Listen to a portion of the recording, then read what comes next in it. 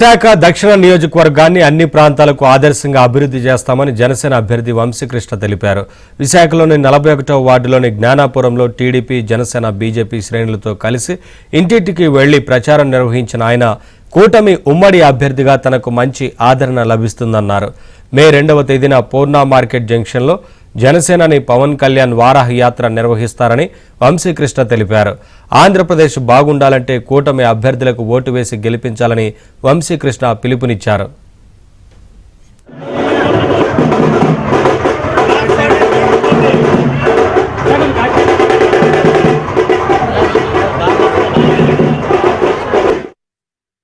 ఈరోజు విశాఖ దక్షిణ నియోజకవర్గం వంశీకృష్ణ శ్రీనివాస్ గారి 41వ వార్డు పర్యటన రెండో విడత విజయవంతంగా కొనసాగుతుంది.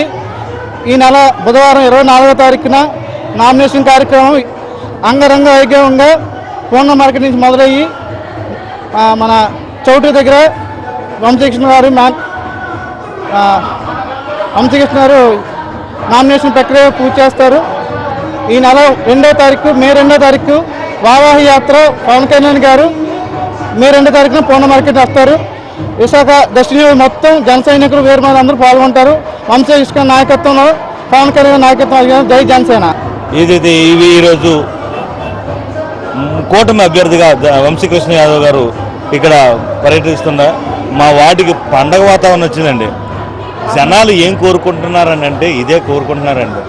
మాకు పూర్తిగా వంశీకృష్ణ గారికి పూర్తి మద్దతు ఇస్తూ ఈ ప్రభుత్వాన్ని ఎంత బేగా పంపించేద్దామా, ఈ ఎన్నికలు ఎంత బేగా వస్తాయని ఆతృతతో వెయిట్ చేస్తున్నారండి.